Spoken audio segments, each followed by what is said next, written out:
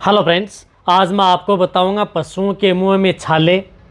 और जो पैरों के अंदर का जो सूजन आ गई थी, घाव हो गए थे, वहाँ पर घाव हो गए हैं और उसमें वर्म्स यानी कीड़े पड़ गए हैं। तो इसके लिए आपको कौन सी दवा का उपयोग आप अपने पशु में करना चाहिए, क्योंकि बहुत इस तरह कमेंट्स आ रहे हैं कि सर हमारे पशु के मुंह में छाले हो गए हैं, उससे हमारा पशु खाना पीना नहीं कर रहा है, बिल्कुल भी जुगाली नहीं कर रहा है, मुंह को खोल करके देखते हैं तो इस तरह से लगता है जैसे तरह से कोई एफएमडी हो गई है। इस तरह के मुंह के अंदर छाले हो गए। साथ साथ पशुओं के जो पैर हैं, खुर हैं, वहाँ पर बहुत ही मात्रा में छोटे छोटे बारीक बारीक सफ़ेद सफ़ेद से कीड़े पड़ गए हैं, जो घाव थे वहाँ पर। तो इसके लिए हमें कौन सी दवा का उपयोग करना चाहिए, इसके बारे में आज आपको डिटेल से बताऊंगा। वीडियो लंबी ज़रूर होगी, स्किप करके मैं देखना, पूरा देखना। देखो, मैंने आपको लंपी स्किन डिजीज़ की मैं शुरुआती स्टेज पर जो जब से स्टार्ट हुई है यहाँ पे, उस स्टेज के तौर पर मैंने हर तरह की वीडियो लेकर के आया हूँ कि यदि आपके पशु में अब जैसे जैसे यदि लास्ट स्टेज होती जा रही है लंपी स्किन डिजीज़ हुए पशु को, जिस प्रकार से 20 दिन 25 दिन 1 महीना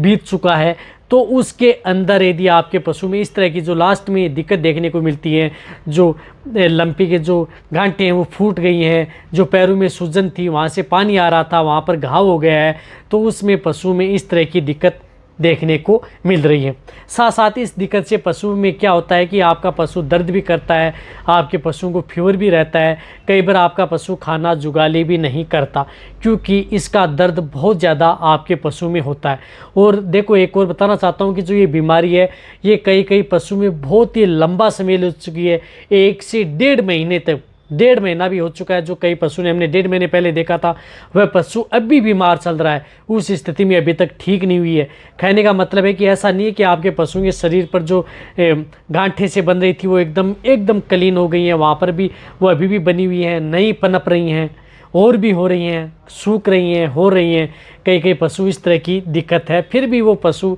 इस वायरस से संघर्ष कर रहे हैं, और साथ साथ जो पशुपालक हैं वह भी इस बीमारी से संघर्ष कर रहे हैं। बहुत ही हेल्प और सहायता आप अपने पशुओं की वो कर रहे हैं, बहुत ही केयर कर रहे हैं, तब से उनके पशु अब तक जिंदा हैं और उनकी केयर कर रहे हैं, और लास्ट स्टेज में उनमें इस तरह की दिक्कत उन पशुओं में देखने को मिल रही है।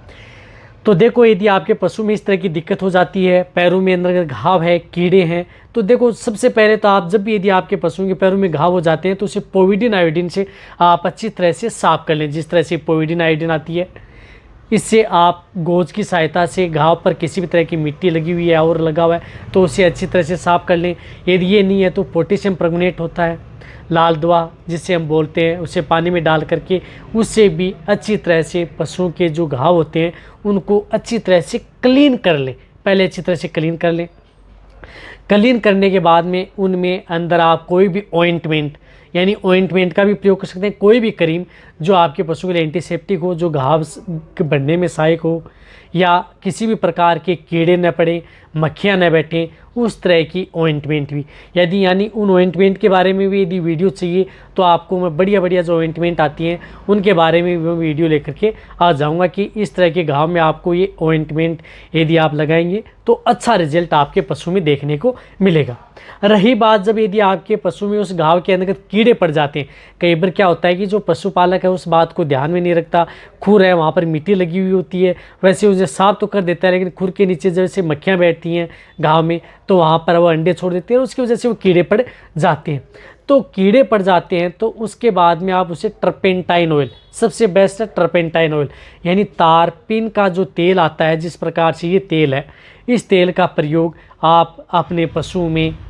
जो घाव, जो कीड़े पड़ गए हैं वहाँ पर आप इसकी गोज जिसमें छेद किया है, जिस वर्म्स ने छेद किया है, कीड़े क्या करते हैं कि जैसे यदि घाव गलता है तो उसमें छेद हो जाता है, या ताज़ा खून सा बाहर निकलता रहता है, या सूजन आ जाती है, तब ये देख लेना चाहिए कि आपके पशुओं में घाव में कीड़े पड़ गए हैं। जब ब्लड बाहर आता रहता है तो ये देख लेना चाहिए कि इसके अंदर कीड़े पड़ गए हैं। तो आप इसे टर्पेंटाइन ऑयल से अच्छी तरह से गोज से साफ करें और उसके अंदर ये गोज उसकी तारपीन के तेल की अंदर डाल दें। साथ ही साथ कोई भी किसी भी कंपनी का जो स्प्रे आता है जो कि आपके पशुओं के लिए बहुत अच्छा हो, उस स्प्रे का प्रयोग कर सकते हैं। जैसे मैं उदाहरण के तौर पर बताऊं तो जैसे विरबे कंपनी का लिरिक्सन आता है, इस स्प्रे का प्रयोग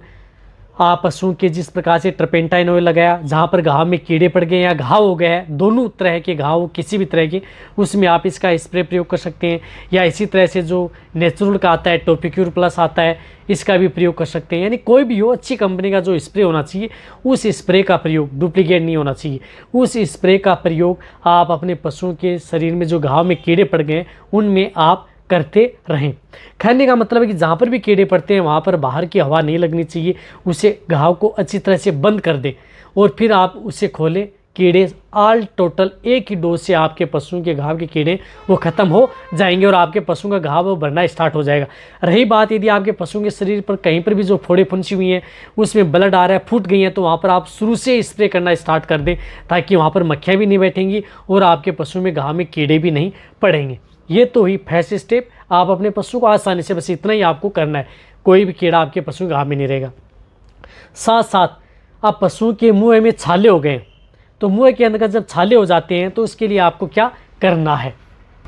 जब छाले हो जाते हैं तो पशु के मुंह से लार आती है, आपका पशु खाना नहीं खा पाता है, कोशिश तो करता है खाने की लेकिन उसे खाया नहीं जाता है, छोड़ देता है। तो जब भी घाव है मुंह के अंदर तो आप उसे पोटेशियम परमंगनेट यानी लाल दवा, नॉर्मल लाल दवा लें, पानी में मिलाएं, थोड़ा सा लाल पानी हो जाए, उस पानी से पशु के मुंह को अच्छी तरह से साफ करें ताकि उसमें जो भी लार बन रही है वो लार बाहर आए, या जो भी जो वायरल है इसमें इन्फेक्शन है वह साफ़ हो जाए। तो उसे पोटेशियम परमंगनेट से साफ़ कर लें, ये बहुत ज़्यादा ज़रूरी है। और रही बात आपके पशु के मुंह के अंदर के घाव हो जाते हैं तो उसके लिए भी स्प्रे आते हैं, ओरली स्प्रे आते हैं, वो आप किसी भी मेडिकल स्टोर से ले सकते हैं, उस स्प्रे का प्रयोग कर सकते हैं। उसमें आपके पशु को कोई भी दिक्कत नहीं होती, उस स्प्रे का प्रयोग करेंगे तो आपका पशु सेफ रहेगा। साथ ही साथ आप उसमें ग्लिसरीन यानी ग्लिसरीन का प्रयोग आप अपने पशु में कर सकते हैं। ग्लिसरीन लगाएं ताकि आपका पशु में जो घाव है वह जल्दी भरे। रही बात आप उस पशु को अच्छा नॉर्मल आहार यानी नरम आहार दें, हरा चारा दें, वह भी नरम दें, या जो खली हैं वो बिल्कुल नहीं खिलाएं, उसमें हार्ड होती हैं, तो इसमें बांट खिलाएं, वो भी सरसों का तेल डाल करके थोड़ा बहुत, ताकि नरम रहे। इस तरह से आहार देंगे तो वो पशु आसानी से थोड़ा बहुत खा लेगा। साथ साथ आप उसको घाव बढ़ने के लिए जिस तरह की जो बोलस आती हैं, जिस तरह से कोलम्बी आती है